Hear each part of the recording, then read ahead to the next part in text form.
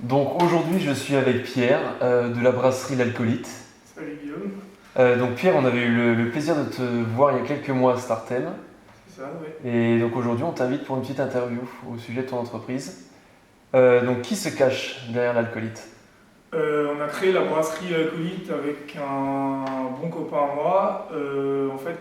Ça fait 2 ans qu'on faisait de la bière par passion entre nous. Donc on avait commencé à l'été 2015, vraiment avec presque pas de matériel.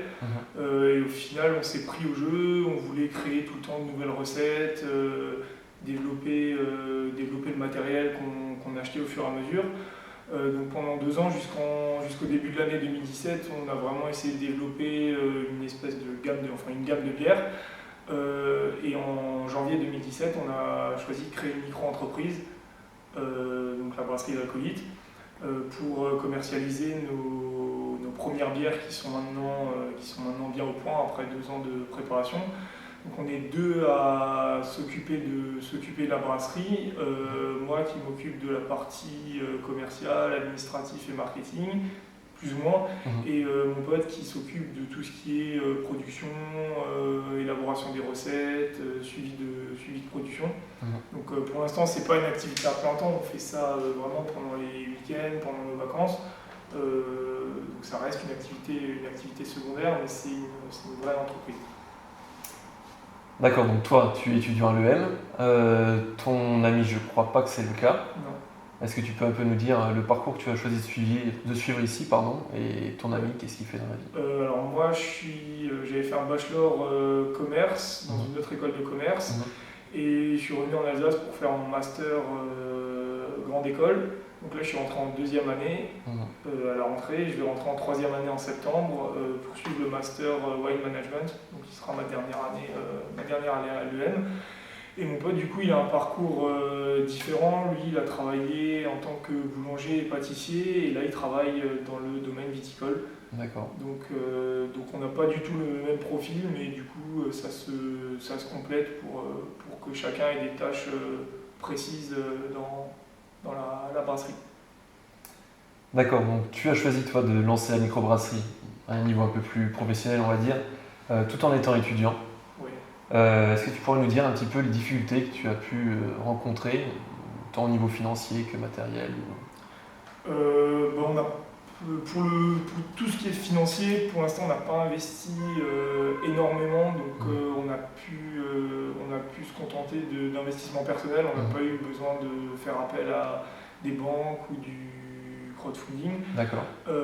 Après, pour les difficultés, forcément, comme toute création, je pense qu'il y a eu beaucoup de paperasserie au début, pas mal de dossiers et de formulaires à remplir. Donc là, il faut être assez méthodique pour rien oublier et que tout soit fait en temps et en heure. Et une fois que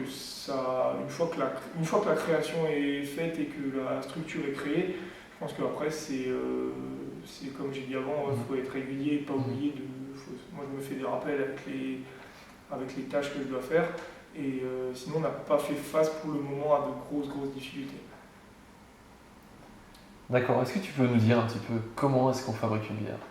Alors pour fabriquer une bière, pour l'expliquer assez simplement, en fait, il y a 3 étapes. Il y a l'étape de brassage, il y a l'étape de fermentation et l'étape de mise en bouteille. Donc pendant le brassage, en fait, on part de céréales, donc de malt, qui contiennent de l'amidon. On va transformer cet amidon en sucre et ce sucre en alcool. Donc pour ça, on fait une première fois cuire les céréales pour tirer un premier mou, qu'on va ensuite aromatiser avec le houblon et les arômes qu'on va mettre dedans en le refaisant cuire.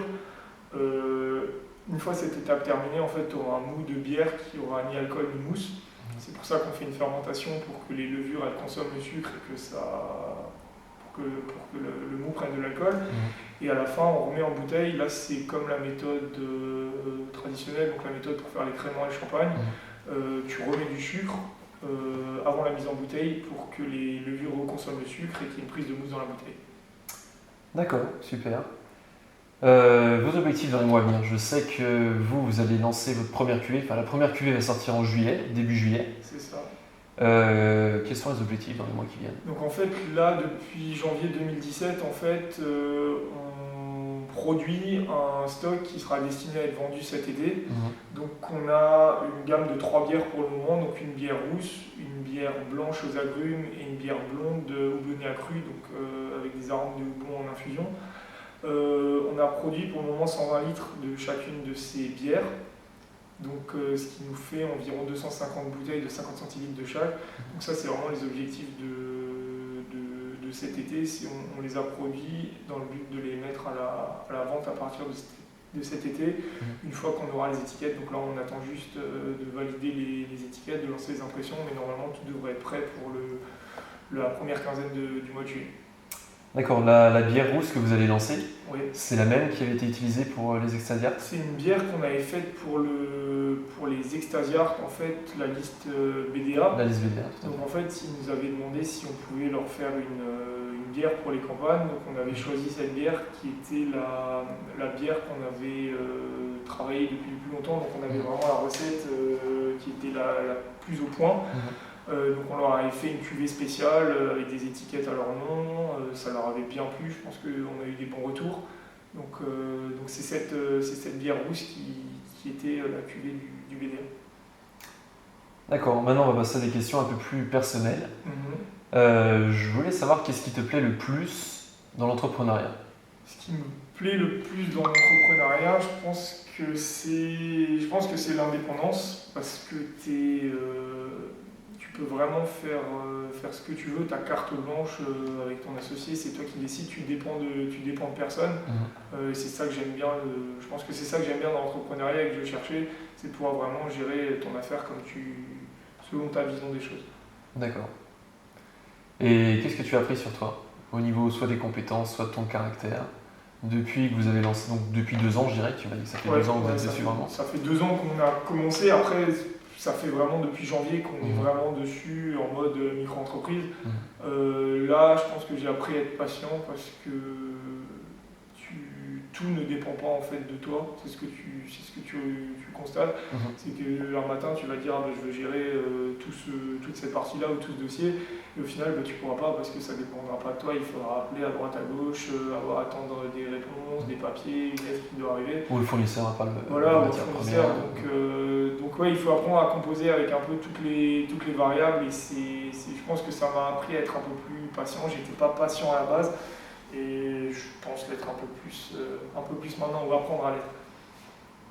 Et donc si c'était à refaire, tu referais exactement la même Si c'était à refaire, pour le moment, je pense qu'on le referait parce qu'on n'est pas trop mal parti.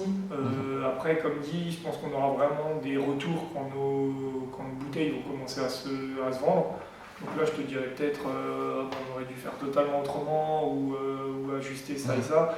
Pour l'instant, je pense que le plan qu'on s'était fixé, on le suit assez bien. Pour l'instant, je pense qu'on n'est pas trop mal. Après, à voir dans un mois si tout s'est déroulé comme prévu. Vous avez prévu un plan d'action spécifique pour la vente de vos bières en juillet ou... Ouais, pour lancer les bières, on a prévu faire une journée plus ou moins de lancement, donc qui va se passer à l'endroit où on produit les bières. On va faire ça pour que les gens puissent déjà déguster les bières, nous rencontrer, qu'on leur explique un peu comment on la fabrique, les différents types de bières qu'on fait, et qu'ils puissent repartir avec des bouteilles s'ils ont apprécié. Mais on va vraiment faire ça comme un peu une journée porte ouverte. Donc normalement ça va être prévu au courant du mois de juillet, plutôt au début du mois de juillet. On mettra les informations sur la page Facebook qu'on a créée pour que les gens soient au courant de cette journée. Super. Écoute, nous à Startem, on reçoit beaucoup d'étudiants. On en a reçu beaucoup cette année, soit des personnes qui avaient un projet en tête, qui n'étaient pas encore certaines de bien vouloir le mener à bout. Et à l'inverse, on a des personnes qui avaient vraiment un projet, qui voulaient se faire accompagner ou qui voulaient des conseils. Pour ceux qui ne souhaitent pas, qui hésitent à se lancer, qu'est-ce que tu leur conseilles? Qu'est-ce que tu leur dis? Je leur conseille si c'est des étudiants, je leur conseille de se lancer parce que je pense que c'est vraiment la bonne période pour se lancer. On a encore le temps de concilier les études et l'entrepreneuriat. Si après ils travaillent, ils n'ont plus forcément autant de temps à consacrer à ça. Surtout que là, à l'EM, on a quand même l'avantage d'avoir une structure qui va nous aider à créer et à développer l'entreprise. Donc il y a vous à Startem qui nous accompagnez, il y a l'école, les profs, si vous leur demandez quelques conseils, ils vous aideront volontiers. Donc, je pense que c'est vraiment le moment de se lancer pour profiter de la structure de l'école et aussi du réseau de l'école qui va te permettre de développer un peu ta notoriété. Nous, je sais qu'on a lancé la page Facebook pendant la campagne BDA. Je pense qu'on a un peu profité du coup de pub de la bière pour se faire un peu connaître. D'accord, bah écoute Pierre, je te remercie en tout cas d'être venu chez nous. Merci à toi de m'avoir reçu. On sera là en tout cas pour la cuvée de juillet et puis on te souhaite beaucoup de courage. Merci à toi. À l'année prochaine Pierre. À l'année prochaine. Salut.